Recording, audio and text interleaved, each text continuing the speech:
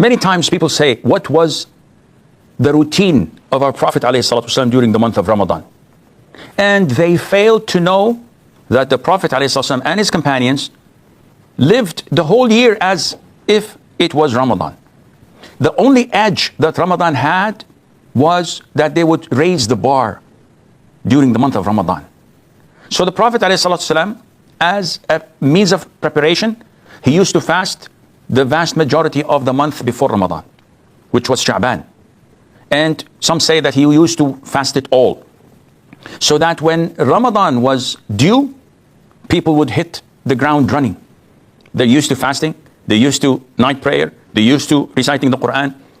The Prophet ﷺ used to give the glad tidings of Ramadan to his companions, where he said, "O people, this month has come, and in it there is a night that is better than 1,000 months. Whoever is deprived from doing good in it, he is deprived from all goodness. And no one would be deprived of its goodness except someone who is doomed and wronged." The Prophet ﷺ used to fast every single day of Ramadan. So what was special in his fasting? Nothing much.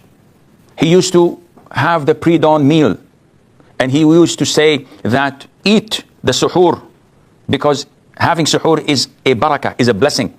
And he used to instruct us to delay the suhoor to the very last moment before the adhan of Fajr. And he used to break his fast immediately once the sun had set. And he used to say the people would be in good terms, they will be all right as long as they hasten in breaking their fast. Throughout the day, it was the normal day. The Prophet used to bathe, wash his head. He used to use the miswak frequently without any problem, even while he's fasting, even after Dhuhr and before the break, before the sunset. There's no problem in that, because the Prophet used to do it all the time. The Prophet used to travel ﷺ throughout Ramadan. Sometimes he used to go for battle and go out in expeditions. And he would instruct the Muslims to break their fast if they were to fight, so that they would become stronger. So the Prophet used to travel, and he used to fast while traveling, and sometimes he used to break while traveling. We know that the Battle of Badr and the conquest of Mecca were in the month of Ramadan. So it is not true what so many of us do in Ramadan. When we think it's a time of being tired, being lazy, not able to work. This wasn't the case at the time of the Prophet ﷺ, the companions, and all the Muslims throughout these centuries. They used to be active, even if it were Ramadan. I know a lot of people who go to the gym while fasting. I know people that go and play tennis while fasting. And this does not hinder them from offering night prayer with Taraweeh and having a good fatur and reading great portions of the Quran. It is the shackles we tend to tie ourselves in that prevent us from moving forward. Fasting is not something that hinders us from behaving, working, and being active. It's all in here. The Prophet ﷺ during Ramadan used to pray night prayer, as every other night. But in Ramadan, he prayed Taraweeh. And night prayer is divided into subcategories such as Taraweeh, Tahajjud, Witr. All of this is called night prayer. In Ramadan, the Prophet used to do that in congregation. He led his companions in 3 to 4 nights. And then he stopped, because he feared that Allah might make it mandatory and obligatory upon the Muslims, and he did not want to burden his ummah.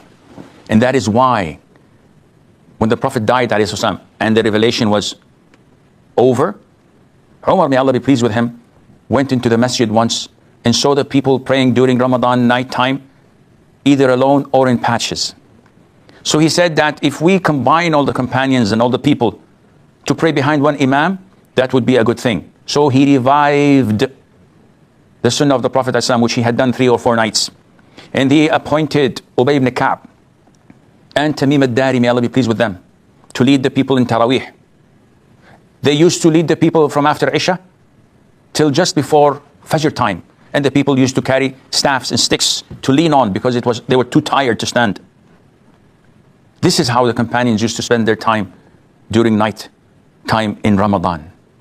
And the Prophet ﷺ used to also encourage the Muslims by saying, whoever prays night prayer during Ramadan out of conviction and anticipation of the reward, Allah would forgive his previous sins.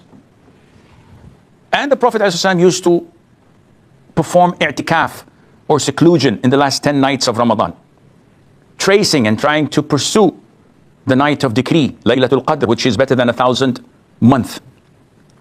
He never missed this i'tikaf except once. And his wives used to perform i'tikaf with him as well in the masjid.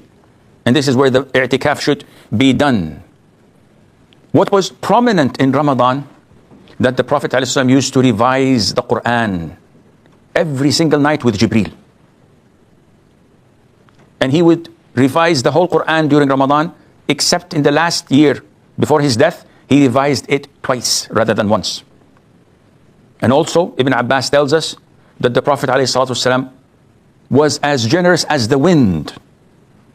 And he would be mostly more generous during the month of Ramadan when Jibreel used to revise the Quran with him. This means that the Quran ignites the will to give in charity, because it makes you believe in the promise of Allah that if you give, Allah would double that to 10 times, to 700 times for you, only if you believe. Therefore, Ramadan is like any other month, but the rewards multiply. And the atmosphere supports you to go ahead and excel and raise the bar and do exactly as the Prophet ﷺ had done, trying to achieve the utmost possible rewards from Allah Azza wa Jal by utilizing every moment during your day and during your night.